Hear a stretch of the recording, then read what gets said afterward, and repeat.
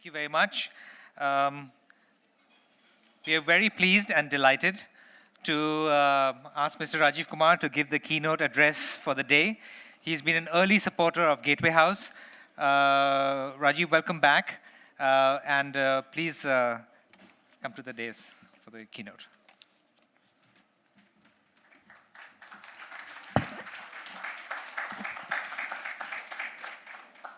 Good morning, everybody. Great pleasure to be here. But I can see that this is the talk on the Indian economy, sort of minor issues. It's been much more weightier issues of global geostrategy that has been discussed. So I do hope you will bear with me and have the patience to listen to what we are trying to do in shoring up the Indian economy. So ladies and gentlemen, may I start off by saying that we inherited an economy on the decline. Not only an economy on the decline, but with private investment pretty much on strike, exports in a free fall, employment stagnating or declining, and worst of all, as a result of the punch bowl that had been kept open in the last few years of the previous government, the NPAs had risen enormously, and the banks had stopped lending to the industry and were lending only to those whom they were, in some sense, being forced to lend.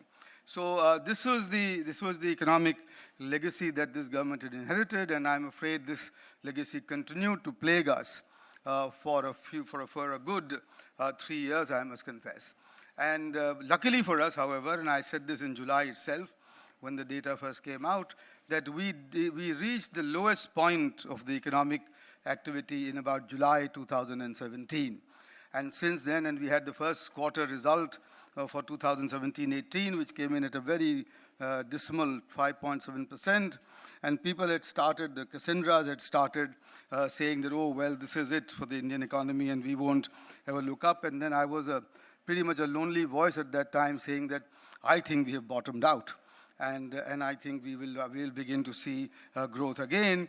And thankfully very much for all of us, is that that did come out to be true.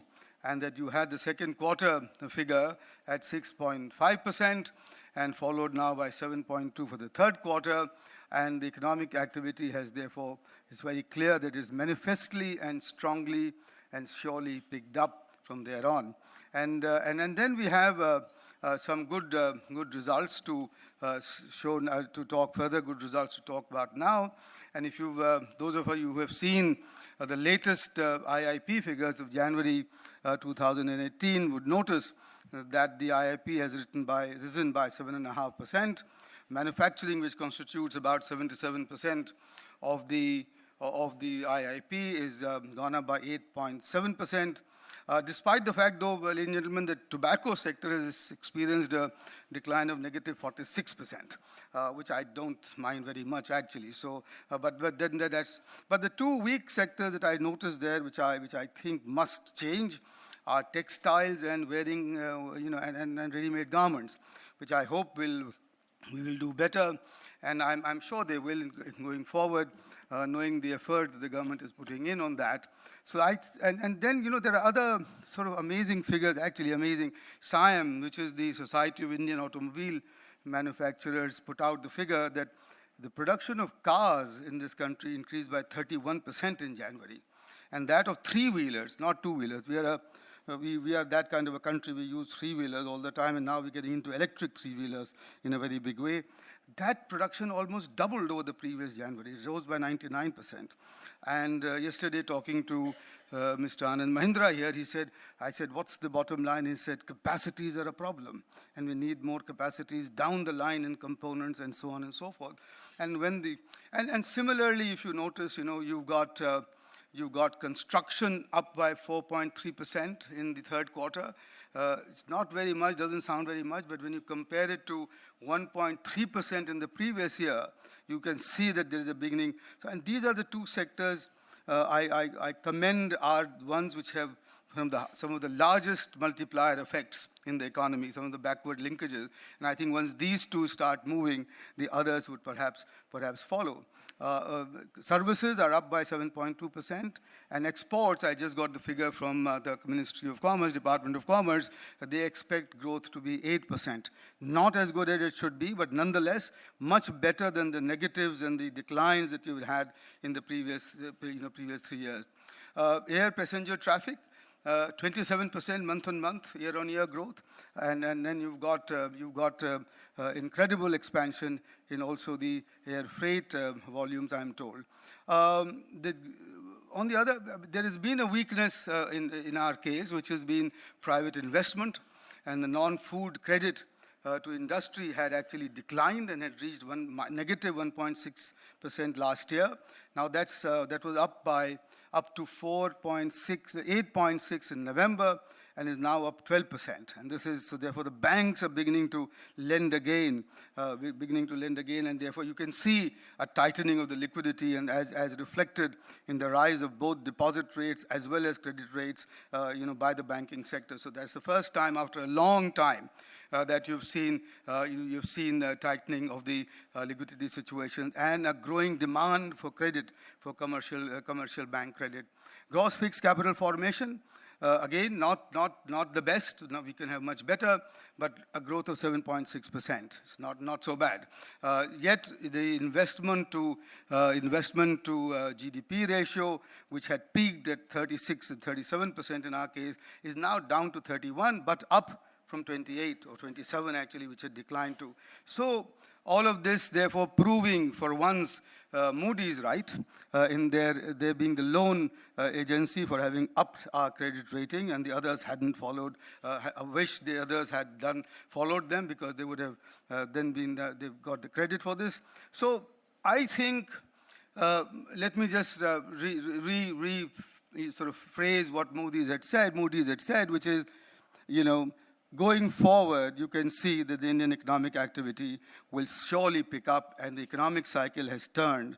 Not just the economic cycle overall, but the investment cycle has turned. Private investment is now looking up. Exports would be beginning to look up, and I expect that we'll beat the IMF's estimate of growing by 7% or 7.1% for 2018-19. I would try and put my bet at 7.5% going forward in this year. And then I think rising up, and this is what I'll explain to you in the next 10 minutes or so. The title of my talk was New India at 2022. And let me now therefore shift gears and tell you what I look at in the going forward next years. And ladies and gentlemen, from where I am at the moment, right in the middle of the economic activity in Delhi, and therefore in NITI Aayog cutting across a whole lot of silos and sectors and so on, I think I can be optimistic enough to say that we are surely, I was going to say perhaps, just change this, we are surely at the cusp of a sustained high inclusive growth going forward. And I think this growth, with some downside risks, which I'll come to later, if those downside risks don't materialize and we can address them, I think could continue for a decades actually, for a decade or longer, which is what we need. And I wrote a paper in 1984, my first visit to Japan, I remember, where I wrote India, a land of perpetual takeoff. We kept taking off and kept falling back. I think now the time has come that we will take off and we will get escape velocity going forward, as far as I can see. And the reasons for that are rather straightforward. For the first time ever, you are seeing a much greater formalization of economic activity in this country. The rising figures of parallel economic activity, which said 20%, 20 years ago, Shankaracharya, my friend, had done this, some first estimate, 26%, some then said 35, 40, that kept rising, the economic activity below the radar, below the tax compliance. That's ended finally, and we have turned the corner there. We are now, the numbers that you've got in terms of tax returns under GST, personal income tax showing a buoyancy of more than 2, which is unheard of, a huge increase in there. So another friend, Surjit Bhalla, has written recently, perhaps revenue increases, the perhaps revenue, the fear of a revenue shortfall would be a story of the past. We will get steady revenue increases both from direct taxes and indirect taxes because of the major steps that we have taken in one, improving compliance, direct tax compliance, and putting it all on the all digital, making it much more simpler, and all of that, and plus, of course, the GST, which is an absolute revolution, and you will see that I think the growth. I forget, but if I'm not mistaken, something like new 1.8 million GST taxpayer increase in 2 months' time. I should have got the numbers, but some incredible numbers.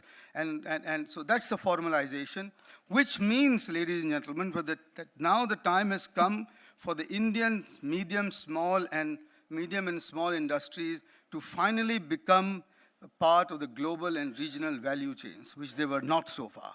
Because so far, these entities, 56 million of them, according to the last census, their major competitive advantage was simply to dodge the tax. And then therefore, and that is why they were competitive, all right, they existed, but they never expanded.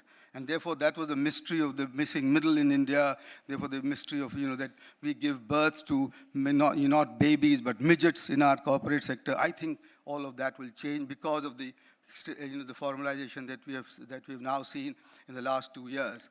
The second big trend, of course, is the second big trend, again quite new, is the huge improvements in governance, which means that for the first time, you are reversing the gulf between private and public sector performance. We had taken that for granted. We had sort of taken that for granted, that the private sector will continue to grow at a rate with which it will grow at, but the public sector will never catch up. So therefore, you had these huge, private, beautiful residential complexes with, which matched California, if you like, around golf courses, but outside you came and you were into, roads which didn't exist, and into water services that didn't provide. And therefore, the middle class of India, the elite of India, had gotten used to finding private solutions for public problems all the time. And simply saying, oh, the government just doesn't deliver. The government won't work. So if you didn't have water, you bore your own pumps, you bore your own holes. If you didn't have electricity, you got your generators. You didn't have good education, you sent your children abroad. For the first time, ladies and gentlemen, I submit to you that this government is about replacing that soft, non-working, sometimes corrupt government by a development state in India. And I think that development state, the main mandate that it has for itself, and which the Prime Minister had set for the mandate for the state, is to make sure that the delivery of public services, which is the primary mandate of any government, or should be, the delivery of public services is efficient, transparent, and improving all the time. And this is why he keeps talking about doing not just the ease of business index, but the ease of living index. And I assure you that NITI Aayog would come forward with it, come up with it in the next 6 months. You will have a ease of living index on which states will compete, and on which I hope even districts will compete. And as a result of which, as a part of which is also the fact that we've now selected 115 what we call aspirational districts, but which are really, in fact, the most backward districts in this country. And we have taken it upon ourselves that we will make sure that there is convergence in these districts along all government schemes, and we lift these 115 districts up to the national average. Because if we do that, that will be the best proof and demonstration of the fact that this government, in some sense, means business in terms of improving its delivery of public services. The third very major trend, and I think you would have noticed it, is zero tolerance for corruption at the higher echelons of the government. Now, it's not that it's going to be limited to the higher echelons, no, but it takes time for it to seep down to the ground level. And hopefully, if we have the ease of living index, which will capture the interface of the government authority with the common people, and we have the states competing on it, I think it will, the process of this zero tolerance for corruption would, that would be accelerated as we go down the chain in terms of the licenses and the permissions and so on and so forth. I give you an example. I just had a meeting 3 days ago, last week, with all the principal secretaries of food and agriculture from all the states in NITI Aayog.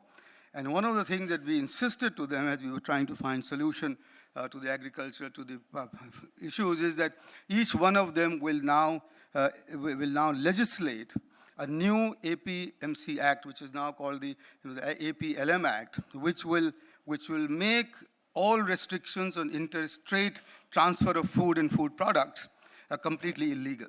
And that would mean that all those restrictions and that corruption and that border checks, posts, etc., will hopefully be going away, along with the GST that has been already implemented.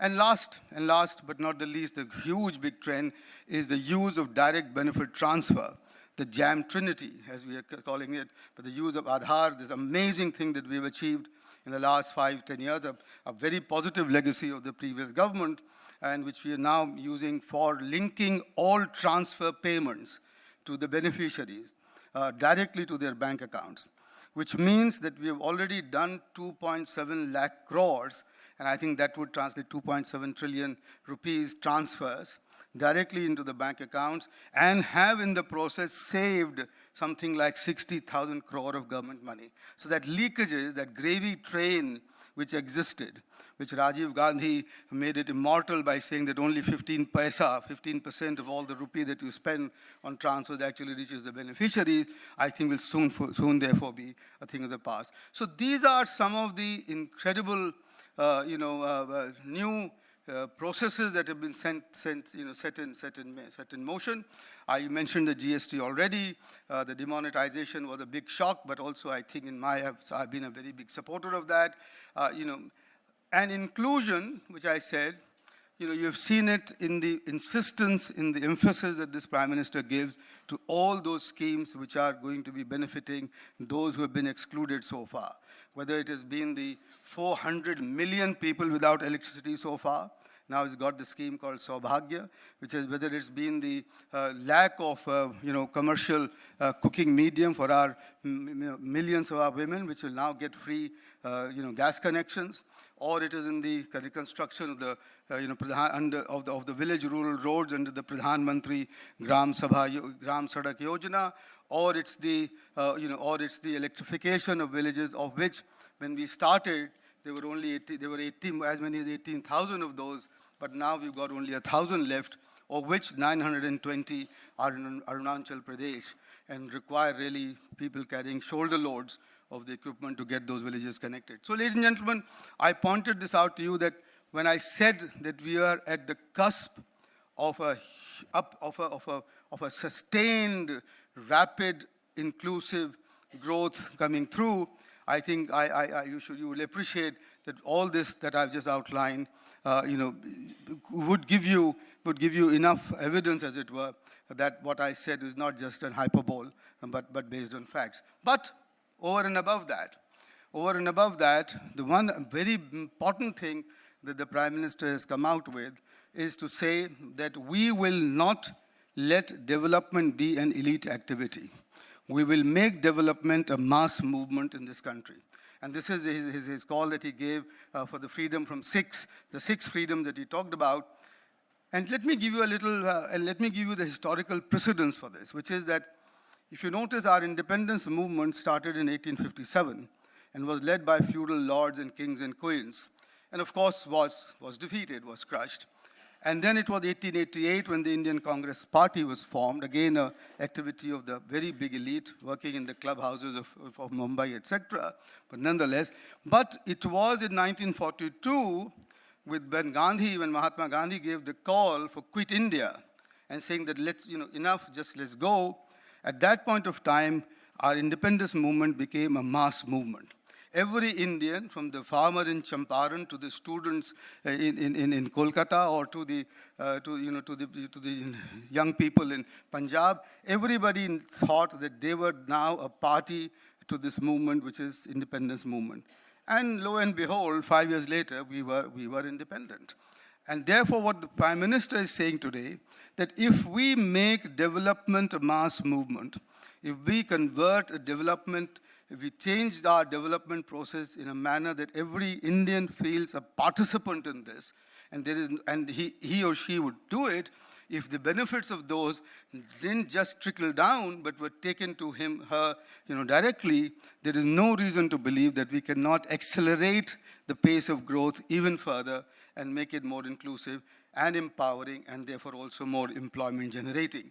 And for this, what we've done already is some of the, I'll just take another, I think, 5 minutes to tell you as to how many reform measures have already been taken to try and convert the nature of our development process. And which is one, as you've seen, in agriculture, NITI Aayog has been given the task of finding a solution to how the farmers would receive the minimum support price that have been announced for 24 agricultural commodities. The problem has been so far that this has been announced, but never been adequately disbursed, because there have been delays, there have been lags, there have been some kind of some rent seeking, etc. And which is why I think we took this, we have come up in NITI Aayog with three schemes, three solutions, and we'll offer a bouquet to the state governments. And I feel very confident in saying that we'll start this as a pilot process in the Rabi season, in the season that's just started now. The harvests are beginning to come in, and we would have put it in place in a very organized manner and rolled it out surely by the Kharif, which is the next season where the crops come in October, November, which is what the Prime Minister has promised. And then the three schemes are, one of them is to permit the state governments to act without seeking the clearance and permission of the central government, which used to take a few weeks by the time you could intervene in the market. And in those 3 weeks or 4 weeks, farmers faced a lot of distress. So now they can go in right away and do the procurement at the minimum support price. And as you know, ladies and gentlemen, if you do 8-10%, then the prices pick up anyway. And then the central government will reimburse the cost to the state governments according to a formula that we are arriving at. But one of the other schemes is even more, in my view, even more innovative, which is to use the traders within the market as government agents for procuring at the minimum support price, for a set of incentives that we offer to them if they did it, so that the traders for the first time will be converted from people who are going to buy at lower prices and making a killing to those who would be buying at support prices, because the government will be offering them incentives, and therefore the whole thing will then get lifted up, and then the farmers would be able to get the support price that's been announced. More importantly, we have also been charged with the task of announcing measures and rolling out pilots, which will double the farmer's income in the next 5 years. And I want to assure you that this is not just a pipe dream, because now we have in NITI Aayog 10 pilot projects on the anvil, where we know we can do this within the next 2 or 3 agricultural seasons, because the technology is there. Because the organizational structures, as we know, can be created. The distance between the farmer, the farm gate to the market can be shortened and reduced, so that the farmer can get better share of the value added that is added between the farm gate and the market. And the farmers can also be induced to shift to higher value crops rather than grow all the just traditional crops and move into floriculture, horticulture, vegetables, etc., etc. So it's doable. It's done. We've collected maybe more than 50 such examples in the country, and the NITI Aayog's mandate is to replicate and scale them, which is what we will do. So agriculture, which has remained one of our remained one of our Achilles' heel, I think we are now focused on it. For the first time ever, I think, the budget speech or the finance minister did not talk about just raising agricultural production, but talked about raising farmers' incomes. And I think that's a huge change in the way the government is approaching the whole notion of agricultural modernization. On health, you just heard our announcement of the universal health insurance scheme, which will cover 110 million people, 110 million households, about 500 million people, and it will be universal within this year. Many people, including my friend, unfortunately, Mr. Chidambaram, went out of his way to say that this is underfunded and there's no money for it, etc., etc. I've just seen the budgets, I've seen the numbers. The total cost for the next 2 years will be about 15 trillion rupees, 15,000 crores, of which 11,000 crores will come forth from that 1% cess that the finance minister has levied on the income taxpayers. And then there are 4,000 crore already in the budget already. So any talk of this, that this is an underfunded, non-funded scheme, is just complete, just sheer, it should not be done. I mean, let me end it there. And so with this, for the first time ever, the poorest of this country, who today spend 86% of out-of-pocket expense on their health needs, for which every health episode means a trauma and a slippage back below the poverty line, will find that their health issues of all non-communicable issues, etc., to whatever extent, to the extent of 5 lakh rupees per family, will be taken care of by the government. And you can imagine what a liberation that would be in terms of social security, in terms of improvements in productivity, and so on. I can go on. I think the time is running out. But UDAN, I just want to mention a few things. We had this wonderful viability gap funding scheme called UDAN, where the government said that they will subsidize air traffic to areas, to airfields which are not otherwise commercially viable. And it's done amazing, it's been amazingly successful. I look after the Northeast. Several airports and towns in the Northeast are now connected. The government, lo and behold, has announced UDAN 2, which will give viability gap funding for Indian carriers to fly outside of India to international destinations within 2 hours of the flying time. And from Northeast, you can cover right up to Singapore, Kuala Lumpur. I think Manila, where I used to be, is not covered, but that may be the next one. But Myanmar, Thailand are all covered, and the government will give viability gap funding. And what we've discovered under UDAN, ladies and gentlemen, is that once you start this off, supply genuinely creates its own demand. And therefore, the ask from the government is much less than what you think would be when and the fears, and all the fears that you have. The risks that I talked about, and by the way, there are so many other examples of the reform measures that have been announced, but let me end here and say that I do see a few downside risks. One is, of course, the oil prices. That if they went above $70 a barrel, India would face a fiscal crunch. Luckily, good news last week read that the shale has come back in at about 65. The US shale oil has come back in, so that I think the prices will be moderated. The Saudi oil minister was in town yesterday, and I've been on a common board with him, so I met up with him, and he himself feels that the prices are now beginning to moderate, although he would much rather have them rise until the Aramco IPO came through later in the year. But I think they will be moderated. So that risk is there, but I think it's going to be moderated. The second risk, of course, is that you talked about already yesterday in the morning, which is global protectionism, trade wars. How will that turn out for India? But if you remember, India did escape in the 90s financial crisis, the Asian financial crisis, because we were not so connected with it.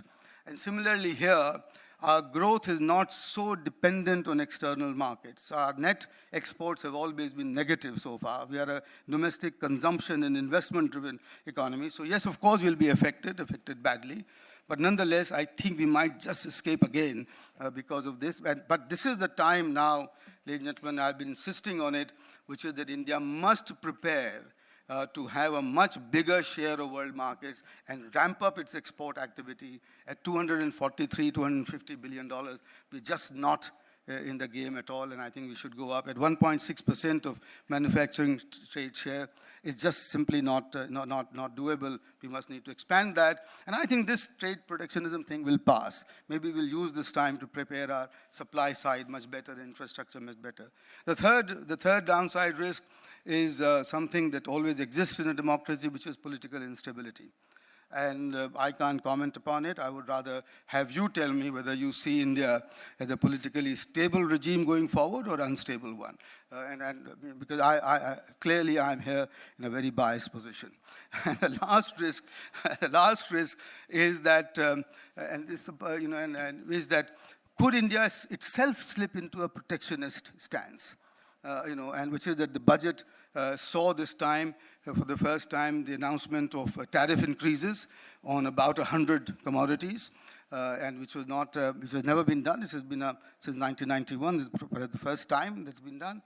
And I had taken the view, and I've discussed it internally as well, that this is surely a transitory arrangement.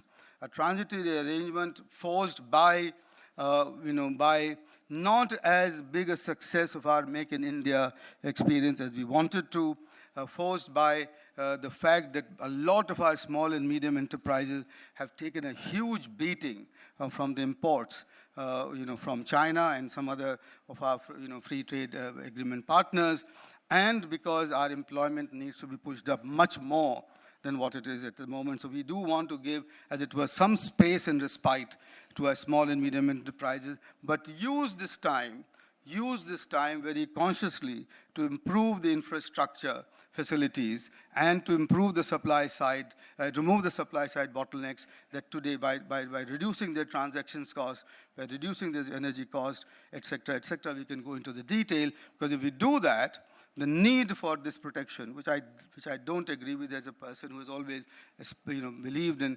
global and open orders, I don't think would be needed going forward. So those 3 or 4 downside risks I mentioned to you for the fact that but I see that they are easily manageable. So let me end by saying on as optimistic a note as I began with, that you will find that in the next 5 to 10 years, India will be on a much higher, sustained, and inclusive growth trajectory. Thank you very much for your patience. Would you like to take one question? As you like. We're out of time, but we want to take at least one or maximum 2 questions. Do we have something, Kunal? We have one question here. How prepared is India in its pursuit of electrification of transportation? Oh, I forgot to mention that that's another charge that NITI Aayog has.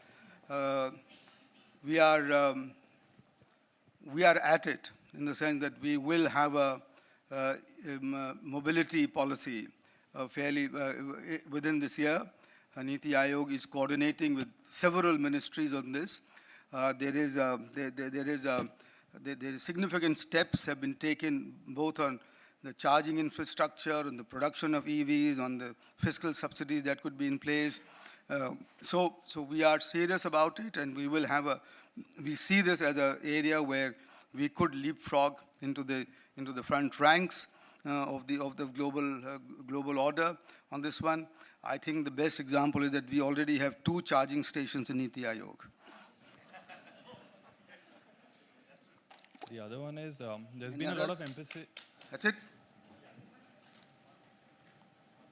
I can. Sure.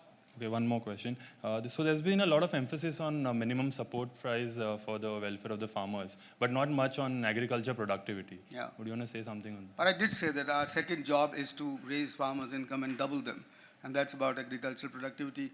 But it's not only about yields. That's the important thing to remember. It's not just raising yields per hectare. It's raising incomes per hectare by reducing costs, by therefore making sure that you have better water utilization, better fertilizer, etc., reducing the distance from the farm gate to the market, so therefore higher share for the farmer in the value addition post-harvesting, and also higher value crops as you go forward. And this is what I love to say all the time, treating agriculture as a traded product and not as a strategic product which has to be done in every possible way, within the borders. So if you do that, I think we are at it, as it says, and you will see some policy announcements on that going forward. Thank you.